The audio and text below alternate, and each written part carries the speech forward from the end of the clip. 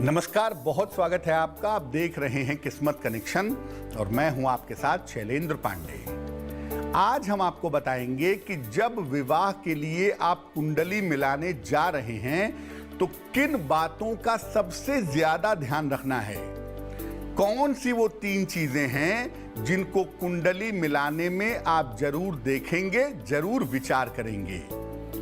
बात आपके राशियों की करेंगे और आपके सवाल का जवाब भी देंगे।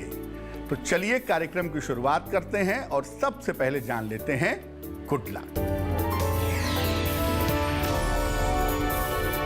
देखिए, केवल गुण मिलने को ही कुंडली मिलान नहीं मानना चाहिए। कुंडली में 36 गुण मिल गए, 28 मिल गए, आप शादी कर लिए, ये कोई तरीका नहीं है। गुण मिलने को कुंडली मिलान मत मानिए।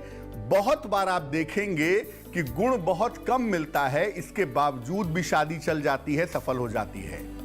यानी गुण मिलाने के अलावा बहुत सारी चीजें और होती हैं जिनको देखना जरूरी होता है। सबसे पहले ये जानते हैं कि विवाह के लिए कुंडली मिलाना कितना जरूरी है और कुंडली मिलाने में किन बातों का ध्यान रखना चाहिए।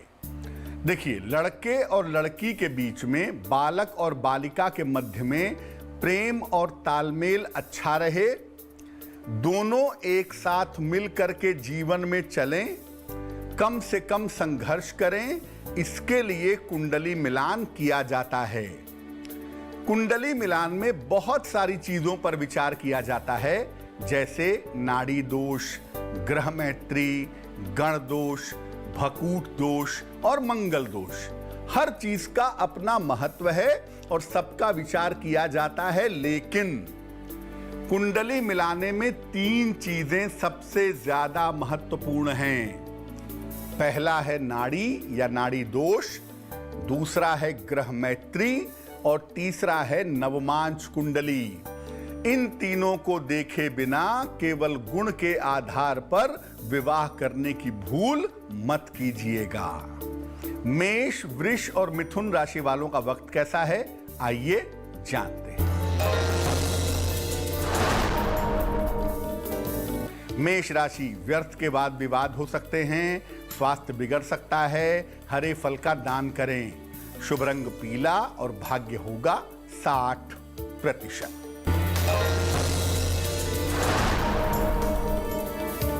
वृष राशि, दौड़ भाग बढ़ेगी, धन लाभ के योग हैं, संतान की उन्नति होगी, शुभ रंग सफेद और भाग्य होगा 70%।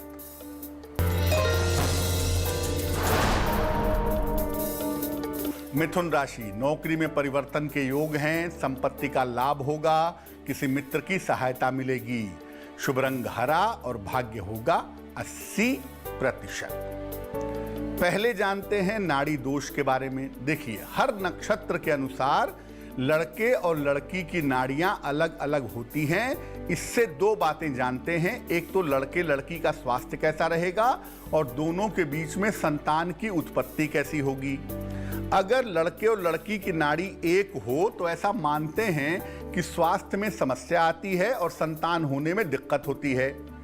एक नाड़ी होने पर तभी विवाह कर सकते हैं जब नक्षत्र एक हो, उनके चरण अलग अलग हों, या लड़के और लड़की दोनों का बृहस्पति भी अच्छी स्थिति में हो तो भी नाड़ी एक होने पर विवाह कर सकते हैं। कर्क, सिंह और कन्या राशि वालों का वक्त कैसा है, आइए जानते हैं। कर्क राशि, यात्रा के योग बन रहे हैं, करियर की समस्याएं हल होंगी, धन की प्राप्ति होगी, शुभ रंग लाल और भाग्य होगा 75%।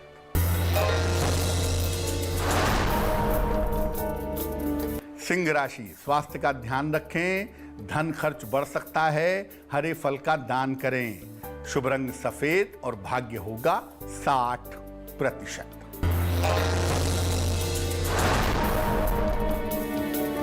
कन्या राशि, अनावश्यक तनाव ना पालें, दौड़ भाग बढ़ी रहेगी, धन लाभ के योग हैं, शुभ रंग आसमानी और भाग्य होगा 70%। चर्चा को आगे बढ़ाएंगे, लेकिन इसके पहले आपके प्रश्न का उत्तर देते हैं। रितेश रहलन ने हमें सवाल लिखा है बरेली से। जन्म की तारीख है 9 सितंबर 1975। जन्म का समय है 10:18 सवेरे और जन्म का स्थान है धनबाद। ये पूछ रहे हैं कि किसी तरह की कोई उन्नति जीवन में नहीं है, बहुत थोड़े से पैसे कमा पाते हैं और बच्चे को भी स्वास्थ्य में समस्या है। जीवन आगे कैसे बढ़ेगा, तरक्की कैसे होगी? रितेश, आपकी कुंडली बनती है तुला लग्न की और आपकी राशि भी तुला है। महादशा शनि की और अंतरदशा राहु की चल रही है जून 2021 तक। देखो, पहले तो आपको बता दूं कि बृहस्पति की दशा जून 2021 के बाद शुरू होगी। वहां से आपका जीवन बेहतर होना शुरू हो जाएगा। आपकी कुंडली की प्रॉब्लम है कि आपका शनि आपकी सहायता नहीं कर रहा है और तुला लग्न की कुंडली में शनि का अच्छा होना बहुत महत्वपूर्ण है। शनि अग्नि के इलाके में चला गया है, इसलिए कमजोर हो गया है। एक ब्लू टोपाज बनवा करके पहन लें। 6 से 8 रत्ती का ब्लू टोपाज सस्ता सा रत्न है। 6 से 8 रत्ती का चांदी की अंगूठी में दाहिने हाथ की मध्यमा उंगली में शनिवार की रात को एक ब्लू टोपाज बनवा के पहन लें और सुबह शाम दोनों समय शनि का मंत्र जपें, ओम शं शनैश्चराय नमः, तो आपको लाभ होगा। वैसे जून 2021 के बाद से आपका वक्त बेहतर होना शुरू हो जाएगा। अब जानते हैं कुंडली मिलान की दूसरी चीज के बारे में, जिसे कहते हैं ग्रह मैत्री। कुंडली मिलान में सबसे ज्यादा महत्वपूर्ण पक्ष होता है ग्रह मैत्री का। वर और कन्या के ग्रहों में पर्याप्त मित्रता होनी चाहिए, अन्यथा वैवाहिक जीवन में मुश्किलें समाप्त नहीं होंगी। लड़के के ग्रह और लड़की की ग्रह में अगर मित्रता नहीं होगी तो बहुत मुश्किल होगी। इसके कुल मिला के 5 अंक मिलते हैं गुण मिलापक में। जब गुण मिलाते हैं तो 5 पॉइंट इसके होते हैं, जिसमें कम से कम 4 अंक मिल जाने चाहिए। अगर ग्रहों में पर्याप्त मित्रता है तो गण दोष, भकूट दोष और बाकी दोषों का उतना ज्यादा प्रभाव नहीं पड़ता है और अच्छी ग्रह मैत्री होने पर विवाह उत्तम होता है और तालमेल श्रेष्ठ होता है। तुला, वृश्चिक और धनु राशि वालों का वक्त कैसा है, आइए जानते हैं। तुला राशि, काम की अधिकता रहेगी, करियर में लापरवाही न करें, वाहन सावधानी से चलाएं। शुभ रंग सिल्वर और भाग्य होगा 65%।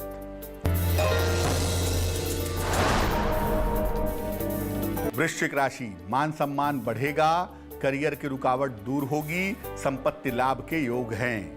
शुभ रंग भूरा और भाग्य होगा 75%। धनु राशि, स्वास्थ्य का ध्यान रखें, जल्दबाजी में निर्णय न लें, ऑफिस में तनाव से बचें। शुभ रंग आसमानी और भाग्य होगा 60%। अब कुंडली मिलान में तीसरी चीज है नवमांश कुंडली। देखिए, कुल मिलाकर किसी एक व्यक्ति के लिए 16 कुंडलियां होती हैं। इसे कहते हैं षोडश वर्ग। हर कुंडली जीवन के अलग अलग पक्ष के बारे में बताती है, संतान के बारे में, करियर के बारे में, भाग्य के बारे में, संपत्ति के बारे में। अलग अलग चक्र होते हैं। नवमांश कुंडली जो है ये बहुत इंपॉर्टेंट है। ये जो लग्न चक्र है, मुख्य कुंडली है, उसकी सहायक कुंडली है और मुख्य रूप से नवमांश से विवाह का विचार भी किया जाता है, बहुत अहम है। बालक और बालिका की कुंडलियों में शुक्र और बृहस्पति का विचार करिए, दोनों का, लग्न से और नवमांश दोनों से। किसी भी नवमांश में, लड़के या लड़की के नवमांश कुंडली में अगर गुरु राहु का योग है तो बहुत सावधानी रखिए, क्योंकि ऐसी स्थिति में डिवोर्स होना या विवाह टूटना लगभग निश्चित होता है। मकर, कुंभ और मीन राशि वालों का वक्त कैसा है, आइए जानते हैं। मकर राशि, कोई शुभ सूचना प्राप्त होगी, करियर की समस्या हल होगी, खरीदारी करने जाएंगे। शुभ रंग धानी और भाग्य होगा 70%। कुंभ राशि, रोजगार में बेहतरी होगी, उपहार का लाभ मिलेगा, रुका हुआ काम पूरा होगा। शुभ रंग फिरोजी और भाग्य होगा 80%। मीन राशि, रुका हुआ धन मिलेगा, मान सम्मान की प्राप्ति होगी, स्वास्थ्य में सुधार होगा।